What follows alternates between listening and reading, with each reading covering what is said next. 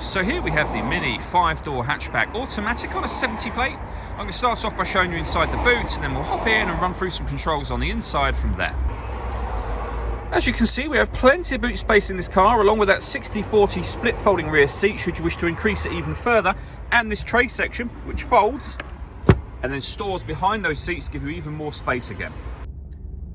Okay, now that we're inside the car, we're going to start with the dials. On the left-hand side, we have the rev counter. We have the speedometer in the middle and the fuel gauge over on that right-hand side. In the middle, you can also see the total miles for the car, which is 7,262. The information displayed above that can be changed by pressing a button on the end of the indicator stalk. For example, you can have a digital readout for the speedometer, should you wish to. We back out to the steering wheel. We have a speed limiter on the left-hand side, stereo and phone controls over on the right-hand side.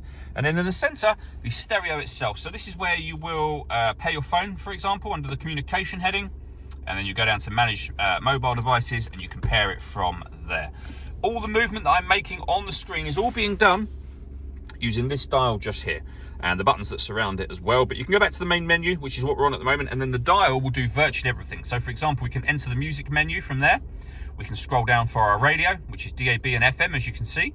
We can also scroll down for Bluetooth audio and USB input. And at the bottom of that section, you can make adjustments to your sound settings, and you can also manage mobile devices from here as well.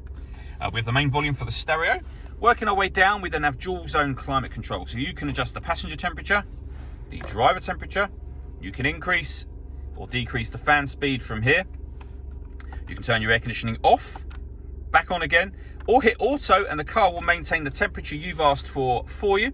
It's off at the moment. When the light shows, it's turned on, and very easy to turn on and off, and you can make your own manual adjustments once it's turned off. We have a heated driver's seat with 3 different heat settings, and then the same for the passenger side just there as well. Below that section, we can turn the traction control off. This button starts and stops the engine. We can turn off the stop and start. This car is designed to cut out when it's stationary in traffic to save you fuel. That system is off when that light shows.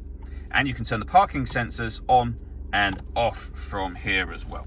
We then have the gear lever for the fully automatic gearbox, and just behind that, a 12-volt charging socket and your USB input for your music. All that leaves me to say is thank you for taking the time to watch this video. If you'd like to come and see the car in person and have a test drive, please feel free to call any of our MJA sites. We'd love to hear from you soon.